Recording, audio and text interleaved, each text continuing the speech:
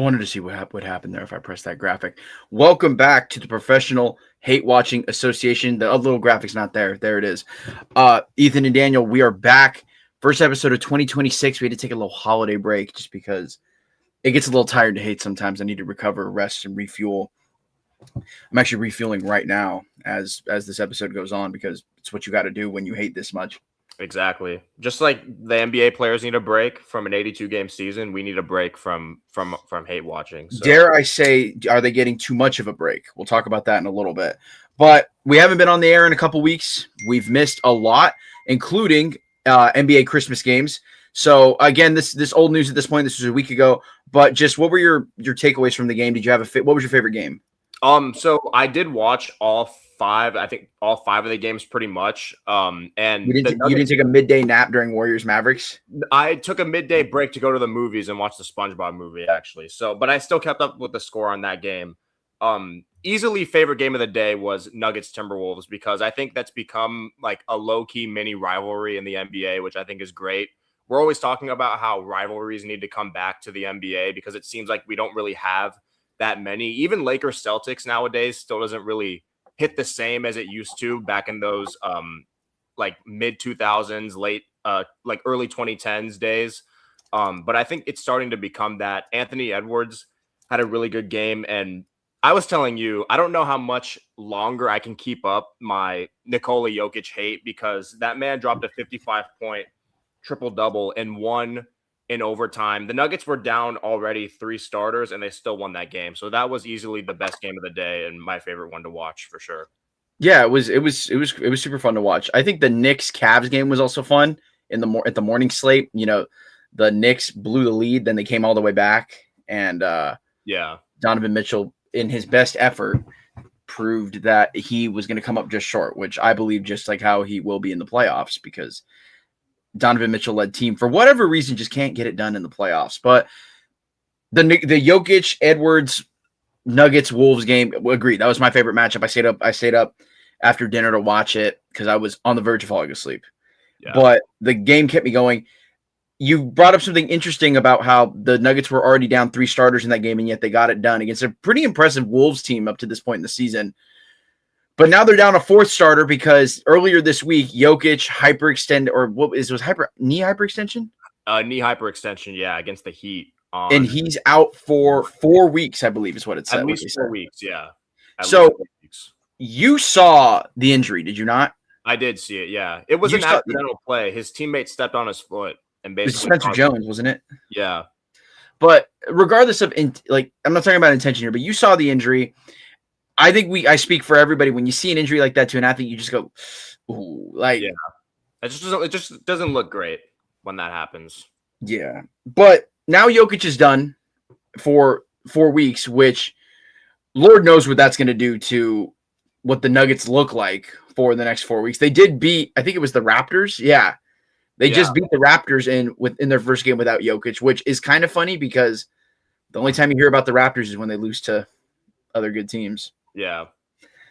But I want to talk about something else as it pertains to the whole season, because obviously Jokic being out for 4 weeks is going to change the dynamic of the Nuggets, not just for the 4 weeks that he's out, but for the weeks that it takes for him to come back after and recover and get back up to scratch.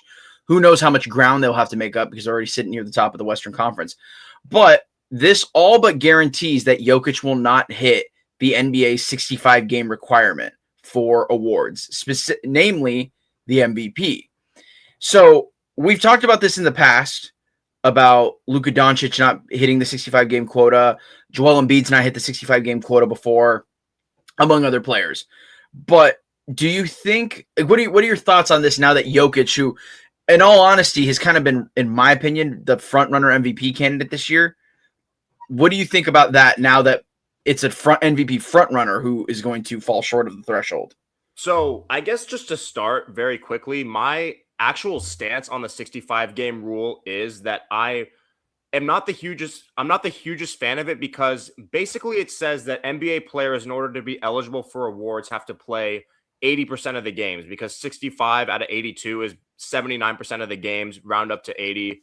That's what the rule says. And I think That's not crazy on surface level because it's like NBA players have to show up and play to be eligible for awards. And I get that. But the pace of today's NBA and the regular season, how fast it is, how up and down it is, how many back-to-back there are, how certain superstars play in terms of their play style, their usage rate. It's not the most realistic expectation, in my opinion, to expect guys to play 80% of the games in the regular season when we've seen time and time again that the regular season ultimately won't determine who is going to win the championship, because we've seen top seeds lose in the playoffs. We've seen guys on teams of the top seeds get injured in the playoffs. Just last year, Halliburton, Tatum with their Achilles injury, Damian Lillard as well. So I'm not the biggest fan of the 65 game rule, but there's a but. Bring this up. There is a but. We've seen a lot of superstars this year miss time. Steph Curry missed some time a little bit with a quad injury. Luka missed some time. Even Anthony Edwards, we were talking about him, missed some time. Giannis just came back. We'll talk about him a little bit later. I'll give you the floor. But basically missed a month with a calf injury. Joel Embiid, basically the reason why this rule exists, has been in and out of in and off the floor this year. LeBron basically missed the first half of the season.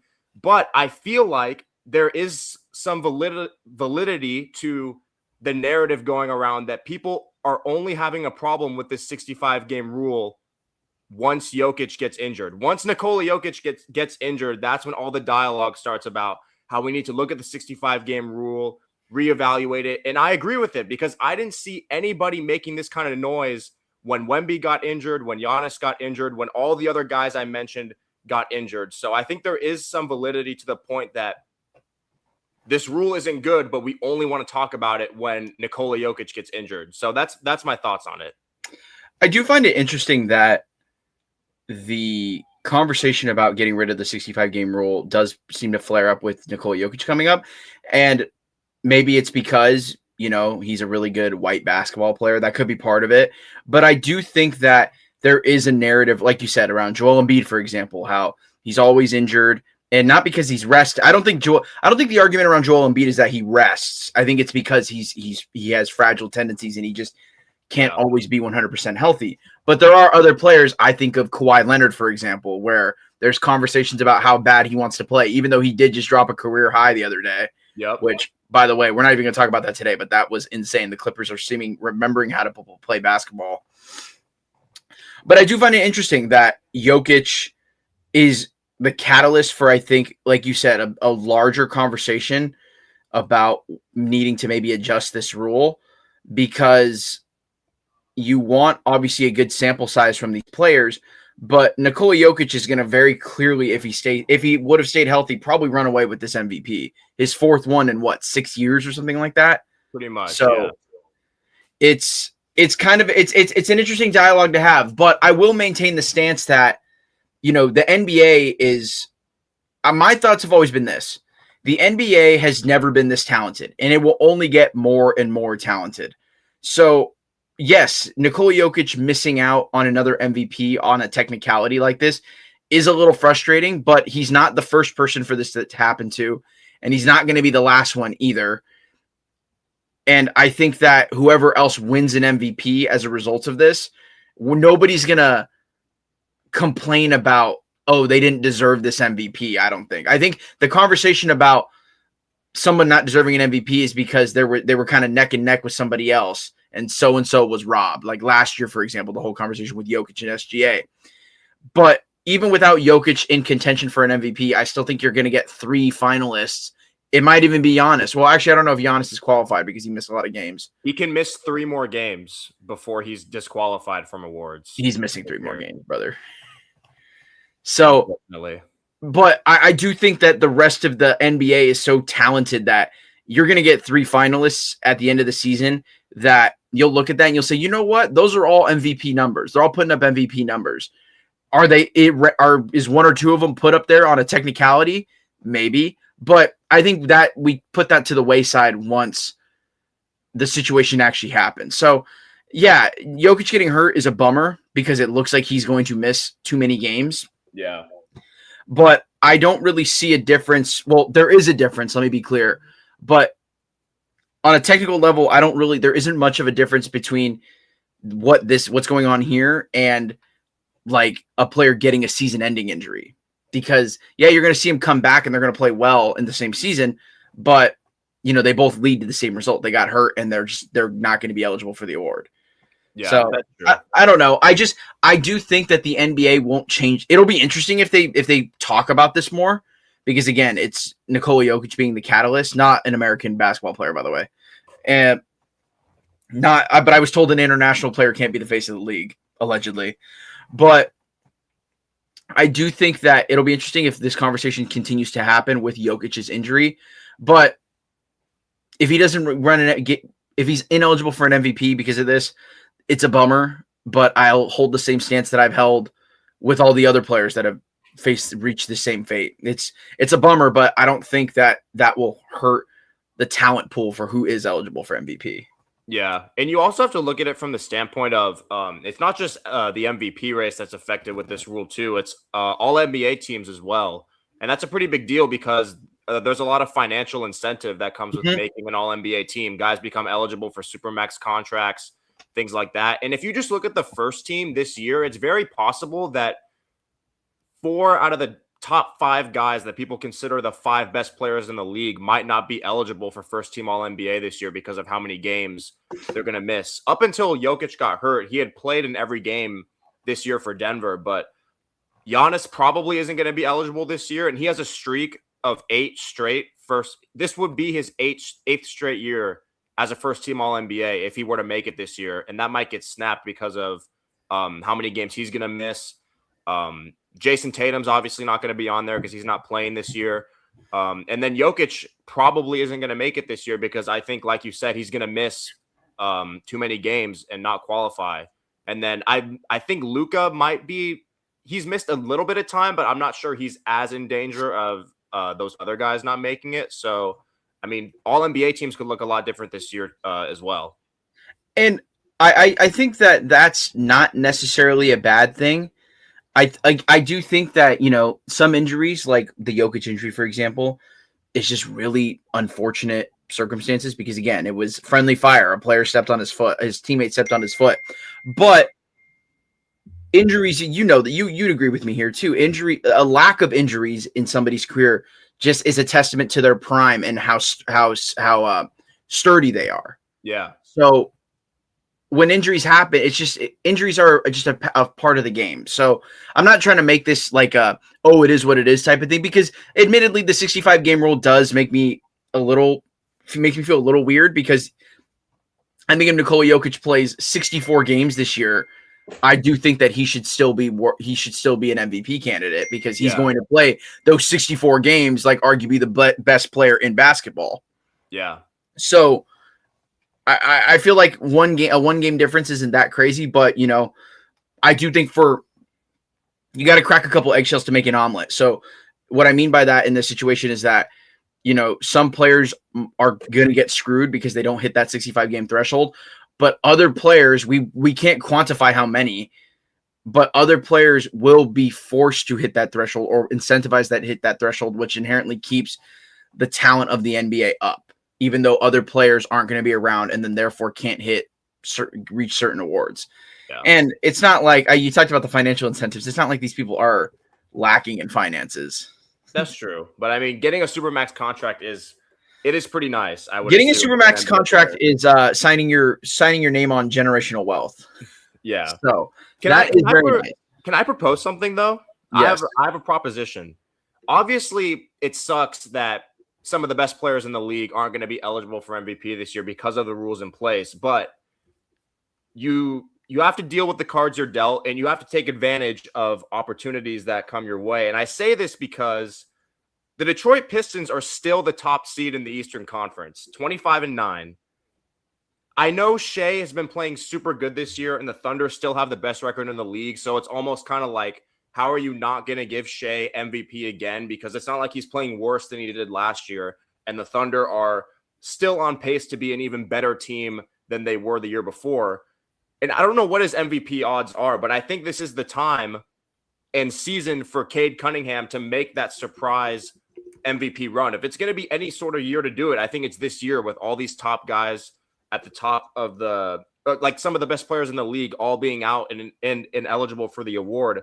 I think there's a reality where he finishes as a finalist for MVP this year. And who knows if the Pistons go on some insane run to finish the second half of the season and win 60 games or something and are the top seed in the East in the playoffs, like could Cade Cunningham potentially steal MVP from Shea? I don't know what the odds are.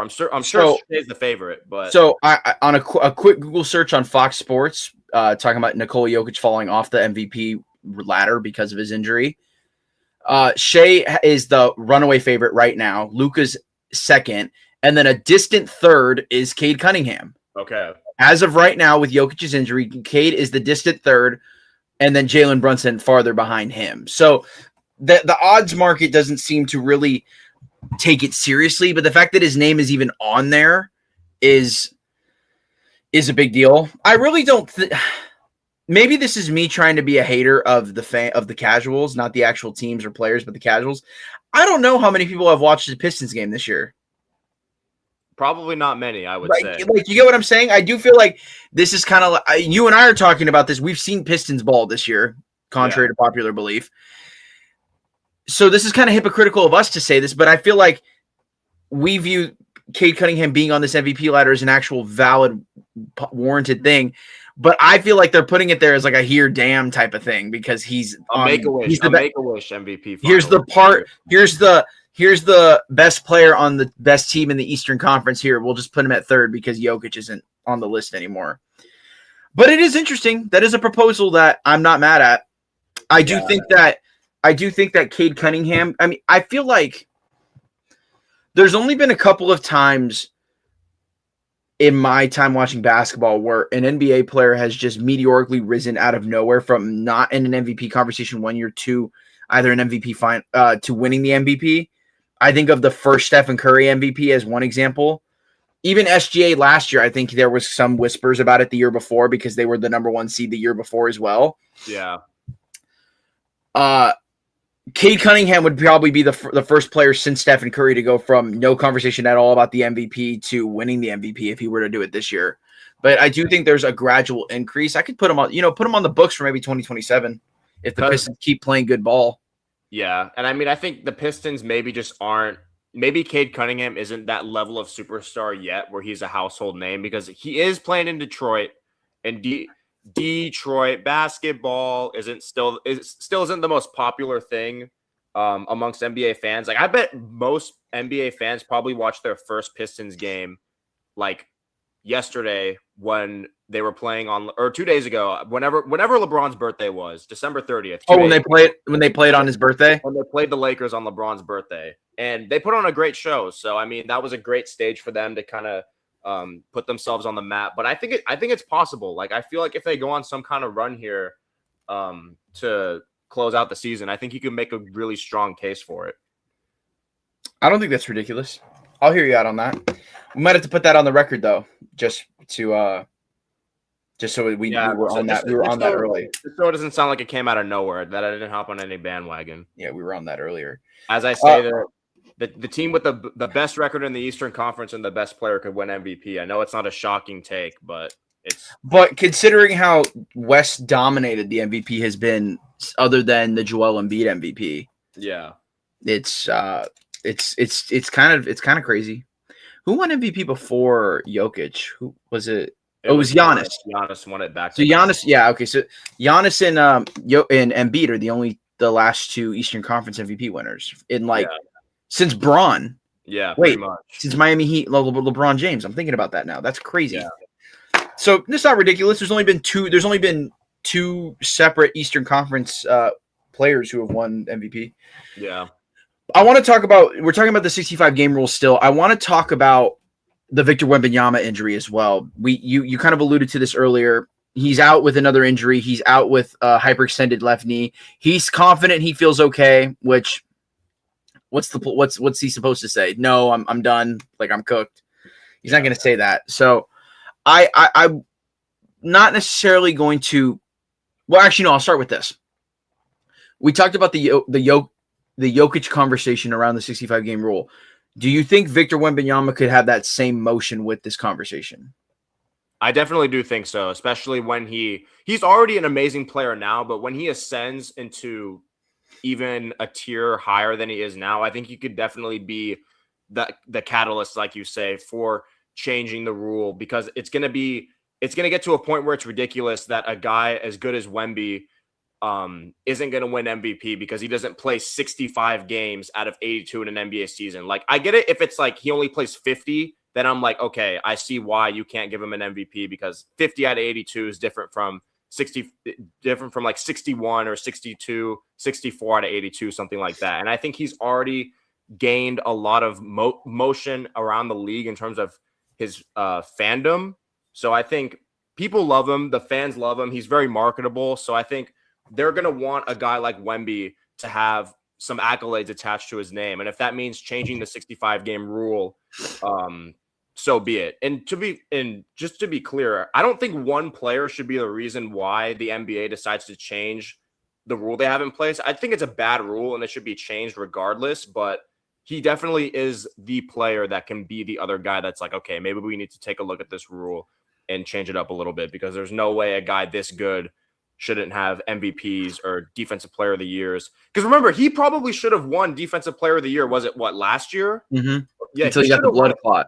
Yeah. And he had the blood clot. So it's like, we know how good he is and what he's capable of. And he should have some accolades attached to that. I was just thinking that, honestly, the first thing that came to my mind when talking about this with Wembanyama is that, dude, he could be on the all defense first team for like the next 12 years. Yeah. If he hits that 65 game threshold. I do think it's interesting because what makes the two situations different for me is that Jokic is overall known as a pretty sturdy player. He doesn't get hurt very often. He's played every game up to this point before his injury. Whereas even in just his 3 years in the league, Wembanyama is already starting to develop that reputation where he's a little fragile. He gets hurt. You can't really count the blood clot. That's a freak injury. Yeah. That, it's not really something that you can just recover from the same way that you do like a twisted ankle. But even discounting the blood clot last season, he still has missed time with multiple different injuries even this season. So I do think that because Wemby is I hesitate to say more consistent injury prone person than Jokic, but even his track record through 2.5 seasons already kind of shows a different story. So it'll be interesting if this continues, if the NBA does make that move, because Victor Wembanyama, dude, that's the future right there. It ain't no SGA. It ain't no SGA. Ant Edwards. It's Victor Wembanyama.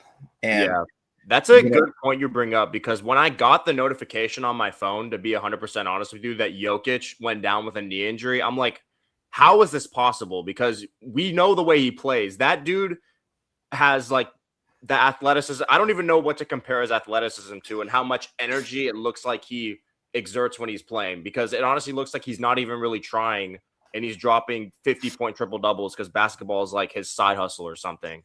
So when I saw the notification that he got hurt, I'm like, how is this possible? I have to look at this and see how he could have possibly done it was this. friendly fire. That's the only way he got hurt. Yeah. So yeah, man, Wemby's the future. Get rid of the rule. Get rid of the rule. I don't, but at the same time, I do think that my thing about the 65 game rule is that I do feel like, again, without removing the guardrails of the 65 game threshold, it then becomes entirely subjective about if a player who plays 70 games deserves a spot more than a player who played 60 games, even though the 60 game player is way better. You know what I'm saying? Yeah. So, but I do feel like fan consensus is usually pretty good at weeding that stuff out. The NBA fandom is kind of weird and a little toxic, but I do feel like overall NBA fans are pretty solid at gauging stuff like that. But alas, I just sit back in my chair and watch it and observe. I watch it all unfold. I want to talk to you about something else. Speaking of injuries, I wanted to give you this floor because we haven't been on the air in a couple weeks, and your favorite player Giannis came back from injury. All these players going on the injury list, and Giannis came off the injury list, and he finally played again. So I know, and he had some very interesting comments. I think it was the Bulls game, right? When he threw that dunk at the end, and he's like, if this is what gets us fired up, then I don't like that's what we got to do. Yeah. And then Kyle Kuzma proceeded to get stuffed in a locker by Brandon Miller the next game, I think. Yeah, he did against the Hornets. So, but I just want to hear your thoughts about Giannis being back in the lineup, and how's it been to be watching Bucks basketball again? First of all, I just want to thank you for letting me do this towards the beginning of the episode so we can get it out of the way, because I don't really want to talk about it for that long, because I feel like there's really nothing left to say. I have nothing left to say about the state of Bucks basketball. The Bucks are just a bad basketball team. They're a flat out bad basketball team. The record says that, and when you watch them, that's what you see when you watch them. They don't have a good offense. They don't really run any plays. It doesn't really look like they trust each other on the court that much. Like, a lot of it is a lot of ISO, hero ball, and then their defense is just atrocious. They played the Wizards last night. They let it was Bub Carrington, I think. He went off in the fourth quarter. They lost to the Wizards. The second time in the month of December that they lost to the Wizards, the worst team in the NBA. That is a fireable offense. Like, that's inexcusable. And Giannis played in both of those games. He played in both of those games. The first one was on December 1st. They lost to the Wizards. And that's when all the talk started, Ethan, if you remember, about, oh, they're going to have conversations with the team about his future. He might get traded. It was after that game when they lost to the Wizards. And then the next game against Detroit, he got hurt. They come back against the Bulls and the Hornets. They win both of those games, but it's like you're battling to the end of the game with two teams that are going to be picking in the lottery when you have a guy in Giannis who's a superstar. Like, those should be easy wins. And I know there's never any easy wins in the NBA or any professional sports, because all these guys are pro athletes. They all put in the work to be great on the court. But Giannis is good enough to make up for, like, himself is good enough, is better than both of those teams. Like, you shouldn't be struggling to beat the Bulls and the Hornets, and you shouldn't be losing to the Wizards twice in 1 month. It's just unacceptable. Doc looks like he's in it over his head with his team. He doesn't know how to coach this team. That's pretty much what it comes down to. It doesn't seem like they're motivated, because on defense they give up so many easy buckets. They let CJ McCollum turn back the clock twice on them in the month of December, because he hit a game winner last night. I don't know if you saw it. That's how they lost the game. And then Giannis, I did see that. He missed the jumper that would have given them the win if he made it. It was actually a pretty solid look. Like, I thought it was going to go in watching it real time. But alas, the Bucks are terrible. Giannis needs to get traded. Doc Rivers needs to get fired. Like, the sooner he gets traded, the sooner both sides are going to be able to move on and prosper, I think, because Giannis is going to go to a better team where he's going to have a chance to compete for a championship, which is what he should be doing in his prime. I think the problem is he's always had this image of being loyal to Milwaukee. He wants to be one of those guys who stays on one team his entire career, like a Kobe, a Dirk, a Steph Curry. He wants that for himself. But at the same time, those guys were able to go on multiple finals runs and win multiple championships. I know Dirk only won one ring, but he still went on multiple finals runs. And Giannis, like, injuries or not, hasn't been out of the first round in the last 3 years, hasn't made it out of the second round since 2021 when they went and won the championship. So, I mean, he's maximized this situation. It's just time to go. And the longer he stays, the more of a distraction it becomes for that team. And the more I feel like Giannis just wastes his basketball ability on a team that has no chance to win anything. So for someone who said he doesn't have a lot to say, I know I said a lot, but it's all good things must come to an end. And I'm just waiting for that trade to happen. It's, you know what I always think back about, and I'm not invalidating any championships. It's not what I'm going to do here, but I always think about how the Bucks and Suns, the 2021 finals matchup, neither team has made it back to even the conference finals since that finals run. Yeah. And, you think about how that was a kind of the second goofy season in the NBA. Of course, the 2020 was the bubble. 2021 was the Christmas Day start, shortened regular season. It was like the perfect storm for those two teams to get a crack at the championship. And now neither of them will get back. With the Suns, if they get back, are doing it with a completely different iteration of this team. Yeah. They won't. I don't think they will. But this Bucks team isn't going to do it either. So it's just so interesting to think about it like that, because if the Bucks don't win that championship, who knows? Maybe Giannis is already a member of the Miami Heat. Yeah. And what sucks about this even more is that the East isn't really that good this year. Like we talked about the Pistons at the beginning. They're looking like the best team, but the Knicks are the favorites to win it all. And I'm sorry, I'm still not a huge believer in the Knicks just cakewalking. You're not a Knicks truther. I'm not a believer that they're just going to cakewalk through the East and win the championship. I think if they make it out of the East, I think it's going to be a really, really hard process for them because I fully expect a team like Detroit to take them to 6 or 7 games. The Knicks, or sorry, even like the Celtics. Like I was going to say, even the Celtics are figuring it out. What if Jason Tatum decides to come back? I don't think he should, but like, what if he does? He decides to come back in time, like right at the end of the regular season, ramp up before the playoffs, and they play in the second round or something. There's no even if like this current iteration of this Celtics team, I do think could give anybody a run for their money. Yeah, but especially I think the Knicks too. That's always a competitive matchup. Yeah. And even like the Knicks are the 2 seed right now. That can obviously change, but the Cavs and the Sixers sitting there at those 7-8 spots. I think the Cavs in the first round, like the Knicks would win that series, I think. But Donovan Mitchell, we talk a lot about Donovan Mitchell teams coming up short in the playoffs, but you can't say that Donovan Mitchell does not ball out in his. Oh no, he plays. It's not. Really, really that's well. That's the biggest, most confusing thing. Donovan Mitchell hoops in the playoffs. He's a playoff riser. He's not. Yeah, he's not at all a fall off in the playoffs, which is all the more confusing as to why his teams can't do it. Yeah. But so, I see your point. What are the Miami Heat doing out of the plan? They've gotten out of their cage. Go back over there. 4-game win streak. We need to put an end to that to get them back down to the 8th spot. But anyway, all of that is to say, the East. Nobody knows who's winning the East. Nobody can surely say. But it's not going to be the Bucks. And yeah, and it just sucks because the Bucks can't even be better than the Hawks, the Bulls, the Sixers. So the trade needs to happen. I don't think he's going to get traded in the middle of the season because I just don't think Giannis is going to ask for a trade publicly because I think he has an image that he's trying to protect, which I think in the end is going to cost him another year of his prime. But I mean, we'll see what happens. I don't know. The Bucks suck. That's all I do know. Yeah, I mean, get ready to become a Miami Heat fan, buddy. That's all I'm going to say.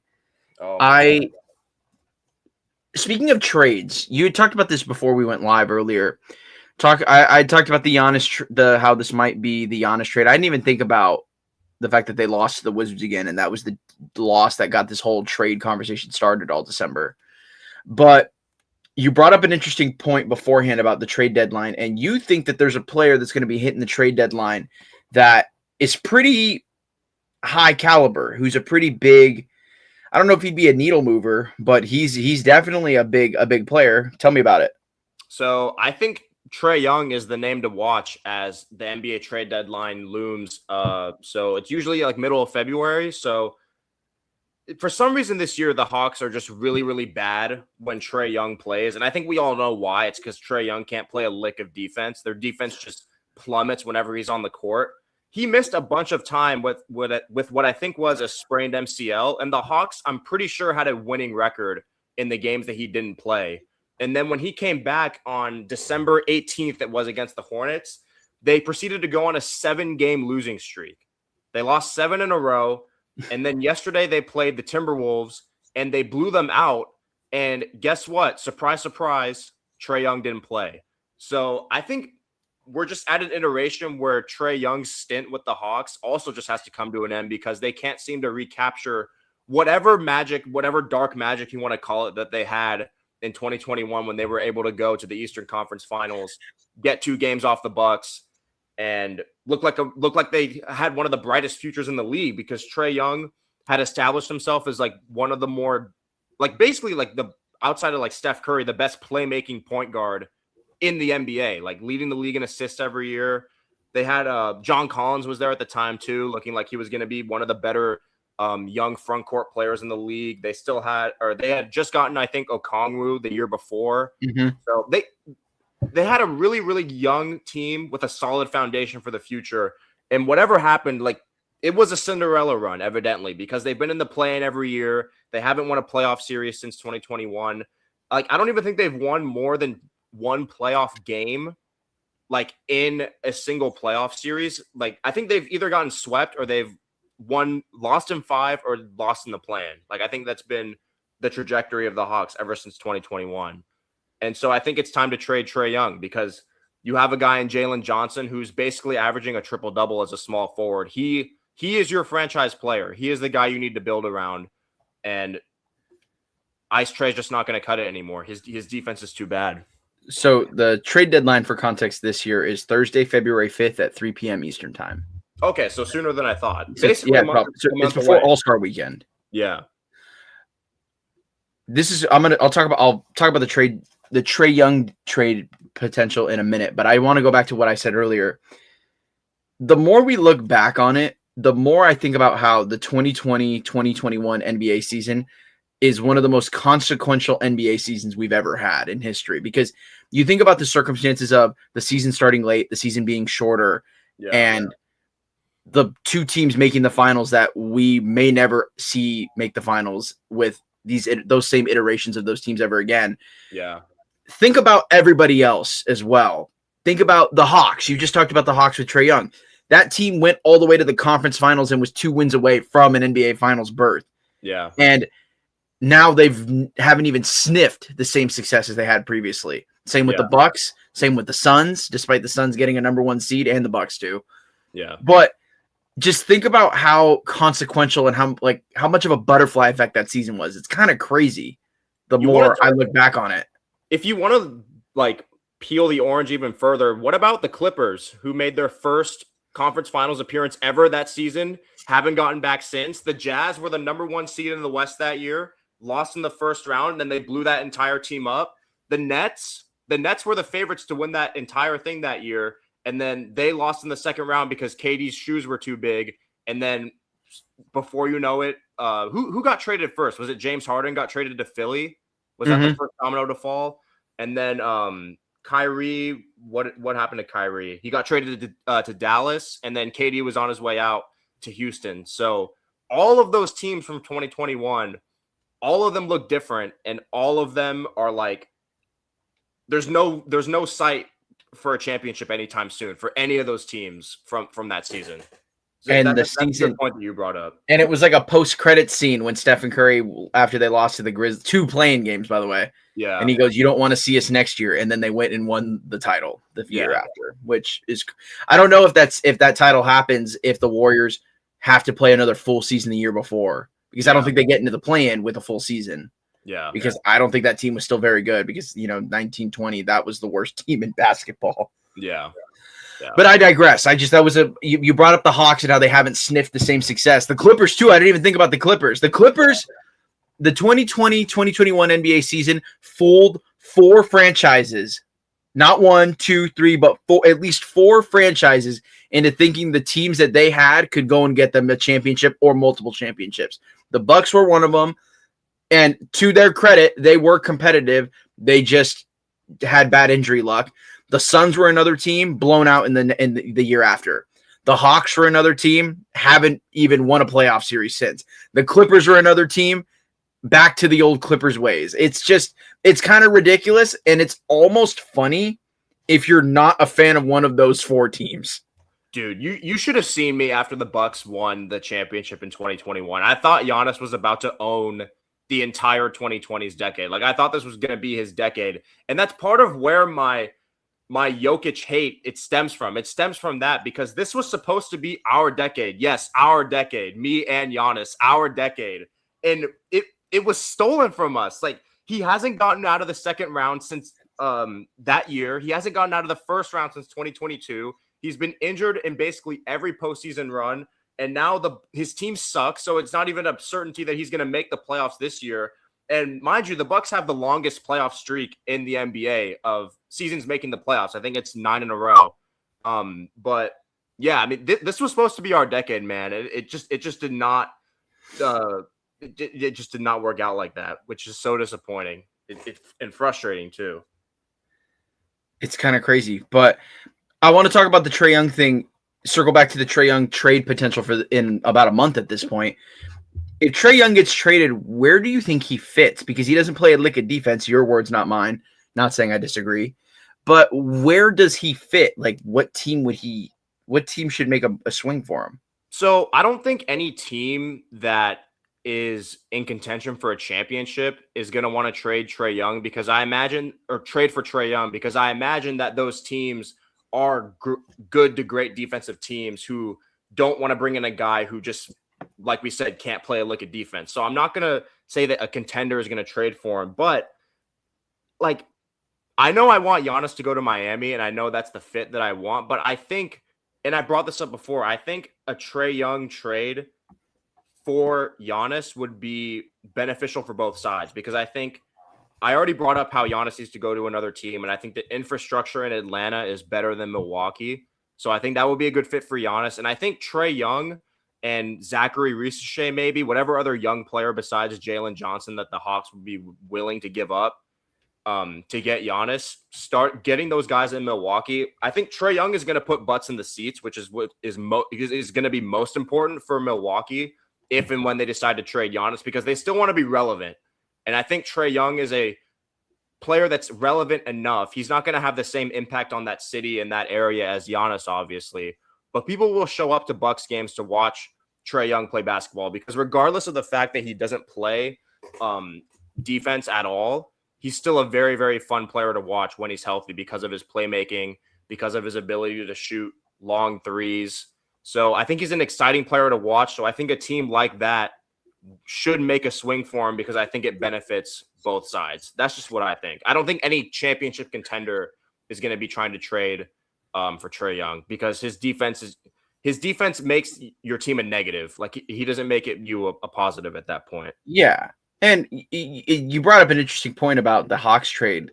Might I suggest like a trade, like a Giannis and Thanasis trade? Because Thanasis has got to be part of this too. Yeah. But like you go get Giannis and Thanasis, and the Hawks would send, I don't know, like a Trae Young, Risacher, and K. Porzingis, dare I say. That's not a ridiculous trade on paper. Porzingis puts butts in the seats too, solely because he's Dingus Pingus. Yeah. Yeah. So screw it. Throw Cole Anthony in there too. Tim's where Cole Anthony. If the Hawks need a point guard because they're getting rid of their franchise point guard, DNP, he doesn't even get minutes anymore, dude. That's how. Yeah. So just like the Bucks shouldn't have any issues trading him. Yeah.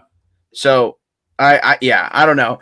I don't think it's a ridiculous situation. I do think though that because the Bucks need if the Hawks were to pull the trigger on this trade, yeah, they need a point guard. They need to go get a point guard somewhere. Yeah. Heck, go get Tyus Jones. And there's the first Tyus Jones mention of 2026. Yep. And it wasn't even that ridiculous. It wasn't even that forced. But I do think that the Hawks, like, yes, the infrastructure would be good with a Jalen Johnson, the Great Barrier Thief. Okongwu is still there. It's a solid lineup to put around Giannis and, like, let's say a Cole Anthony, whoever gets thrown in with that trade. But you need a point guard. Yeah. The engine doesn't run without a point guard. Like, think about who they've had in the past and, you know, who has helped make the engine run with Giannis. Giannis is the engine, but, like, the point guard's the steering wheel in this metaphor. Yeah. So it's without a good point guard, I would argue, like, the Hawks, it would be a better result than what's going on in Milwaukee right now, but it's not a championship team, in my opinion, which is why I do think that, like, a Miami trade could still work. Like, I think a Miami trade still works better. It obviously depends on what bag of chips Pat Riley wants to give up, but and I mean that literally, by the way. I'm not calling a player a bag of chips. I do think he would offer a bag of chips. Yeah. Just like how he did with Dame the first time he was in Portland. So right. I think Miami's still the better avenue, but, like, I don't know. You're selling me more and more on a potential Atlanta trade the more we talk about this. Yeah, and I do agree that a point guard is going to be very crucial because, I mean, the Bucks didn't win that championship until they traded for Drew Holiday. That was the move that put them over the top. And obviously, I know they got lucky with some injuries that helped make the playoffs a little easier for them. But it still doesn't change the fact that that move was basically a franchise-altering move because they were able to capture that championship. So I think if they're able to get a solid point guard to pair with Giannis and all those guys in Atlanta, that could make the Hawks a lot better, and they can go on a run and maybe, like, make the playoffs as a top 7 seed or a top 6 seed and maybe not have to play in the play-in again. Who knows? Go get Anthony Simons from Boston. That's an interesting option because I haven't watched a ton of him this year, but I think that's a guy that could be. You don't need it. Well, the thing about Anthony Simons is that, not saying he's not a facilitator, but you need a facilitating guard. Yeah. Like that's Trae Young's obviously a great facilitator. That's part of why he's such a great player. But you need a player almost of that caliber if you want to make it work with Giannis. Of course, Trae's not rim running with like any Giannis types, but therefore you don't need a point guard like Trae Young's caliber if you're Atlanta. But if you got a Giannis out there, you need a really good facilitator. Anthony Simons is the first player I think of just because it's like he's not ball first. He's not like number one. He's never been the number one scoring option. So you wouldn't bring him into a situation where he's thinking he's going to be. It's very clear if he was on this team what his role would be. Get the ball to Giannis and get the hell out of the way. Yeah.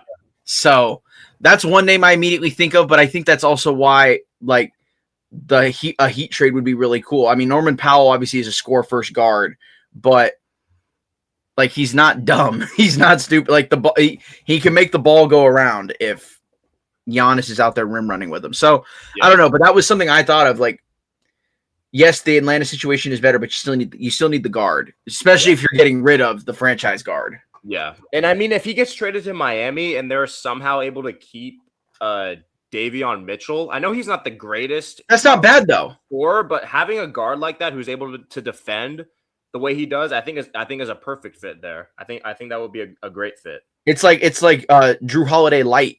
Yeah. Exactly. Yeah. No, that's not bad either. That's not bad either. Yeah, that's not bad. I think I've been watching a lot of Pele Larson highlight clips recently. Yeah, and I know he's been getting some reps recently too. But yeah, Davion Mitchell, that's not bad. I was gonna say Terry Rozier, but Lord knows he's not. He's got bigger fish to fry right now. Yeah. But yeah, I don't know. It's something to keep an eye on. I feel like Trae Young, he's not on the same level, but I feel like he's entering that same avenue. He's on the same avenue as like the Miles Turners of the 2010s, where it just felt like every offseason there was this narrative that he was going to get traded. Right. But it might actually happen. If it doesn't happen during the trade deadline, because again, maybe the Hawks are disillusioned that they think that they can still run it back with this team. Yeah. Because you're right, there are some good pieces around him, or maybe they saw this 7-game losing streak with him and were like, actually, we do know what's going on here. Yeah. So it's something to keep an eye on. We'll definitely keep an eye on it. But I want to end this episode with something that happened earlier this week, and you had some thoughts about it. I didn't even really look at these until, it was brought to my attention earlier today. But first fan returns on the All-Star voting came back, and they are interesting. I think that's a good way to describe them. To say the least. They are interesting. So the first thing that immediately stands out, yes, Luka and Giannis are both atop their own conference for vote getting, which honestly isn't that surprising. The big one for me is that Tyrese Maxey's number 2 in the Eastern Conference. That is pretty shocking. That's like, and I don't even mean that in a bad way. I just think that I didn't think that fans knew ball like that, because Maxey's a great point. You would argue he's the second best guard in the Eastern Conference, maybe behind Jalen Brunson. Yeah, or Cade. So yeah, two or three. I think those are the 3 best guards in the Eastern Conference. So Maxey's up there. Yeah, but I didn't think NBA fans knew ball like that. Yeah, no, I got to give credit where credit is due. I'm not mad at him being right there, because look there they are. It's Tyrese, it's Jalen, it's Cade, and then Donovan Mitchell's right there too, which I'm not mad at either. But Maxey being number 2 in the East was the first one that stood out to me. I think about Stephen Curry being higher than Shea. That's a good one. Yeah, that's a funny one too. I go further down the list. I see Denny Avdia. Now, okay. Let me say this. I can count on one hand how many Blazers games beginning to end I've watched this season. It's every time they've beaten the Warriors. So 2. It's been 3 times they've beaten I think they've beaten the Warriors 3 times this year. I know it's at least twice. I didn't know it was 3 I'm times. pretty sure it's 3. Okay. I want to say it's 3. I got to fact check that, but Fact check that for me really quickly while I continue this. But so I haven't seen Denny Avdia play a whole basketball game very often. But what I will tell you is this. The man is just hooping. He's out there. He's kind of like, it's apples to oranges, but the Blazers right now kind of remind me of the Hornets in that they have a really it's 3 times. It's of 3 course, times. yeah. Because one of them was an NBA Cup game. Yes. That's where I was getting confused. So, like the Blazers obviously aren't winning a championship this year, but they are a fun team to watch. Like Shaedon Sharp's on that team too. Yeah, he's a high flyer. So the Blazers are they're one of the teams in the league. They're definitely one of the teams in the NBA. But I'm not that surprised by that. One thing that really shocks me here, I'm not surprised that Avdia has that many votes. What I am surprised by, and we could talk about this is the main meat and potatoes of this, is that he's above KD and LeBron. Yeah. Like, why are KD and Bron so low on this list? Why are they both sub 600,000 votes? I think I have an idea of it for LeBron, and I don't know how valid this is, but I think it has something to do with it. LeBron did come out and say that he doesn't really want to play in the All-Star game this year, and it kind of makes sense because if you look at the past few All-Star games that he's been a part of, besides the 2022 game in Cleveland when he hit the walk-off game winner, you remember that game, obviously. Mm-hmm.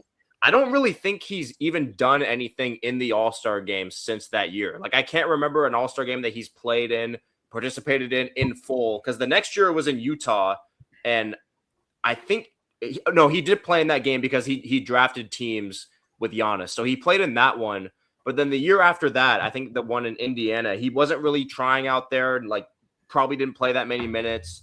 And then I forget, where was the All-Star game last year? I don't remember off the top of my head. It was in Golden State. And he didn't play, right? He didn't play? No, he was hurt. Remember? And they took that picture and he was in street clothes? Yeah, so I think fans know that LeBron, like, they're going to vote him for the All-Star game because he's LeBron and he's still one of the most popular players. No, like, top 2 most popular players in the league, I think, amongst fans. So I think that's part of the reason why people just kind of know he's getting towards the end of his career. The KD one, I can't really explain that one. I think Tony probably didn't vote for him enough times. That's probably why he doesn't have 900K or like close to 1 million votes. Yeah, man, I'm not really sure. I don't know. But looking at this list right now, one thing I am surprised about, I thought Wemby would have more votes. I thought he would have a lot more votes than he does right now because the Spurs are number 2 in the West. He's missed a good amount of time this season. That might have something to do with it. But we're already talking about how he is arguably already the face of the NBA, one of the most popular players in the league. And Spurs fans obviously love him too. So I'm kind of surprised that Wemby doesn't have more votes. Not to say that he isn't more, like, not to say that he's more popular than the guys that are in front of him, but I thought on the first returns, like, he would come back with at least 1 million votes. Like, because Cade Cunningham has 1 million votes, Jalen Brunson has 1 million votes, and Tyrese Maxey has 1 million votes. I don't think those guys are more popular than Wemby as players. So I thought Wemby would have more votes.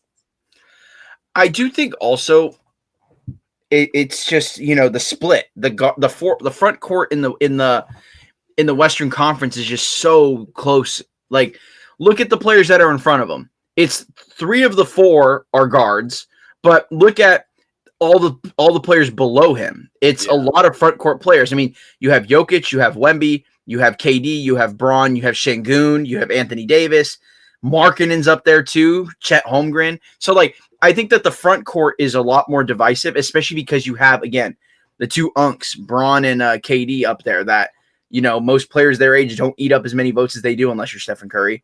Yeah. So I think that's part of it. But I agree. I mean, if you look at the Eastern Conference, I think it's just a completely different story because it's all backcourt primarily, except for Giannis at the top. Yeah. You go Giannis in the front court, and then you go backcourt. Well, unless you want to consider Jaylen Brown he's a guard. Yeah. And then you have Cat, and Jalen Johnson's there. Yeah, I guess the depth of front court players in the East, without Joel Embiid healthy, I think is considerably less in terms of guys that everybody knows, popularity around the league, guys that are household names. So that That obviously has something to do with it. I think it's hilarious that Michael Porter Jr. I was just Michael Porter Jr. being in the top 10, having like the most unserious 25 point per game season of all time. Like good for him, man. Good for Michael Porter Jr. Because imagine the life that he's living right now. He's already an NBA champion with the Nuggets. So like he has a ring and nobody can take that away from him. He does his podcast, says the goofiest stuff, gets zero pushback on it because he's funny. And I mean, he's an NBA player. So like who's going to push back on what he's saying? And he's playing on a team where he can just go out there and hoop. Like winning does not matter because they're probably going to end up trading him at the deadline anyway. And he'll probably go to a better team. And it's a win-win for him because he's putting up numbers. He's getting buckets. He's playing in New York. And his contract.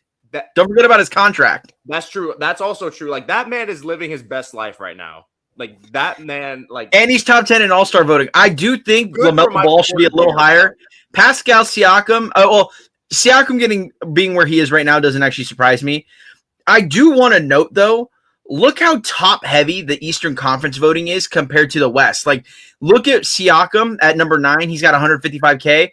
And then LeBron's at 9 with 536K. Like, I think that just shows how balanced it all is, more so in the Western Conference than the Eastern Conference. I just think it's such a steep drop off from like it goes to from Jaylen Brown down. It's like a few 100K, then a few more 100K, and then it just goes back to the 100, like just 155K and below her. So it's just that's also another interesting dynamic. I do think part of that is because the Eastern Conference just doesn't have as many like big brand, big name stars. Like, I bet you if you ask somebody who the best player on the Toronto Raptors was, they probably wouldn't. Maybe they might say Brandon Ingram, or they might say Scotty Barnes because of those Scotty Barnes owns your poverty franchise memes. Scotty Barnes, who isn't even in the top 20 in this list, which is very shocking. Very shocking. Yeah, that's another one too. Mikal Bridges, Josh Hart, who else? Josh Giddey, OG Anunoby having more All-Star votes than Scotty Barnes is pretty insane. I'm not gonna lie. Yeah, that one too. Jimmy Butler being on this list is kind of funny. Yeah. Jimmy Butler, Stephon Castle, Kawhi Leonard being all the way down at number 20. Kawhi, bro? Who invited Unk? Like you were not invited. I think it's because of his career high game that he just had. I think that's a spike. I'm surprised. One guy I'm surprised is not on here. I know he's a rookie. I'm surprised Cooper Flagg didn't crack this top. Right? 10. Yes. I didn't even think about that. I'm surprised he's not there. You know what? Maybe he's 21 and Kawhi stole the spotlight because he just dropped his career high. It is just the first fan vote return. So maybe in the second set of returns, we'll see guys like Cooper Flagg and Scotty Barnes on there. I think it's also pretty funny that Shea is arguably the best player in the NBA, reigning MVP, finals MVP, and he couldn't even crack 1 million votes. Like, fans do not like that man. I was going to say, I think it's just they play unlikable basketball. They do not like Shea. Would you say they play a different sport on defense? They do. They play football. Before we go, I know we could talk about more about this later, but because we're talking about Katie and Braun not having that many votes, or SGA for that matter, as many as maybe we thought. Yeah. Who would you vote in right now? Are we going like top 5 in each conference? Is that what we're doing? Yeah, I think so. So just off the top of my head, in the West, I would do obviously Jokic. I would go Wemby. I would go Luka, Steph, and then I think just off of preference and what I want, I like watching Anthony Edwards more than SGA, which I think most people would agree with. So like leaving Shea out, I know is crazy, but like it's an all-star game. And I think those 5 guys in an all-star game would be super, super entertaining. And I mean, you can only pick 5, but in the East, like Giannis, not even a conversation. We all know that. Cade, definitely I would throw him in there because of how well he's been playing this year. And he's very fun to watch as well. I'd throw – who else would I throw in there? You put Maxey in there? I think the East top 5 is honestly fine. Like, I don't know if I would change it. Like, Giannis, Maxey, Brunson, Kate. Maybe take Jalen Brunson out and throw in. Like, yeah. I don't know. You put Brunson in over Donovan Mitchell? Or you put Mitchell in over Brunson? Well, I mean, he's already in there in the top 5. No, true. But you would keep Mitchell and take out Brunson? I like watching Donovan Mitchell. Jalen Brunson's a foul baiter, bro. I don't like foul baiters. So I think I would take him out. Is that why you didn't put Luka in there either? And just because I've been hyping him up so much, throw Jalen Johnson in there. Why not? Okay. Is that why you didn't put Luka in the Western Conference? Probably, yeah. That's fair. I would probably do something similar. I put Jokic, I'd put Curry, I'd put Wembanyama. I would probably vote KD. I'd probably vote KD. And then I mess with Ant. I like Ant's play. One thing that I noticed too is that Şengün's up there too with 300 plus K. That's a big one. Yeah. Then James Harden, bro, Unk still got it with 215. Eastern Conference, I do Giannis, I do Maxey. I would do, I don't know, man. You know what? No, I know how I would do this. I would do Giannis, I do Maxey, I do Brunson, I do Cade, and then I do Jaylen Brown just because of the hair bit. Do you see what Not just because of that, but that's a driving factor. He's rubbing off like some championship greatness off on his opponents. That's why he gets all those hair fibers on all the players. Hey, all I'm gonna say is he didn't say no to that. Yeah. He didn't say no to those allegations. Scotty Barnes not being in the top 20 is low-key kind of insane. Like, now that I think about it, that's kind of crazy. I don't know how he's not there. Well, yeah, especially when they kind of just like threw Banchero and Wagner in at the bottom. Yeah, and I mean, Banchero should be up there, but Wagner. Admittedly, I haven't watched too much Wagner ball. I can't say that I have, but he's injured right now, so I mean, that it's not super like. That's also kind of an interesting thing to think about because I think a lot of people, including myself, were bought in on the Magic this year, all the Orlando Magic hype, and their two best players are 19 and 20 in fan voting returns. So, because Paolo's getting allegations that he's fallen off, so he's shooting like 46% from the. He's not that efficient. Wagner's been hurt all year, so it's kind of been a weird season for the Magic. But This is the East where mediocrity gets rewarded and you can still come to the dance. Get your boy Scotty in there. Get him in there.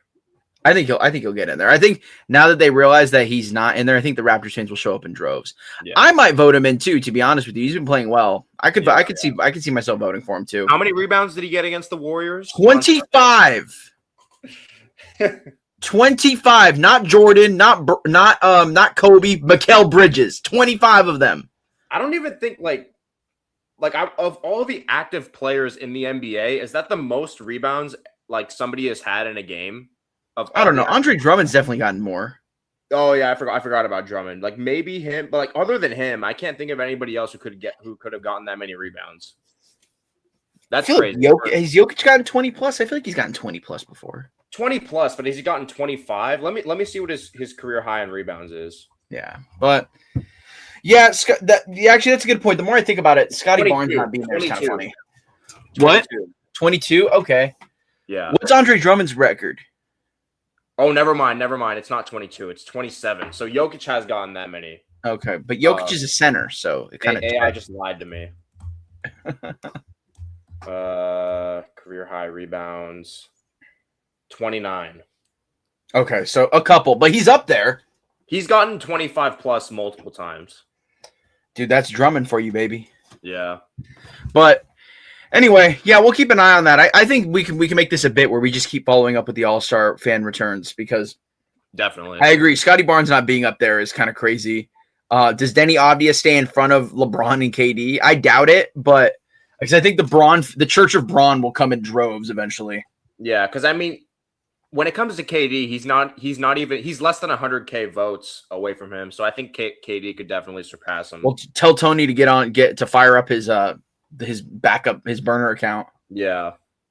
So yeah. Anyway, that's all we got for this episode of the Professional Hate Watching Association. We'll be back next week. I think at the usual time. We'll keep you posted, of course. But that's all for this episode. For Daniel, I'm Ethan. We will see you next time.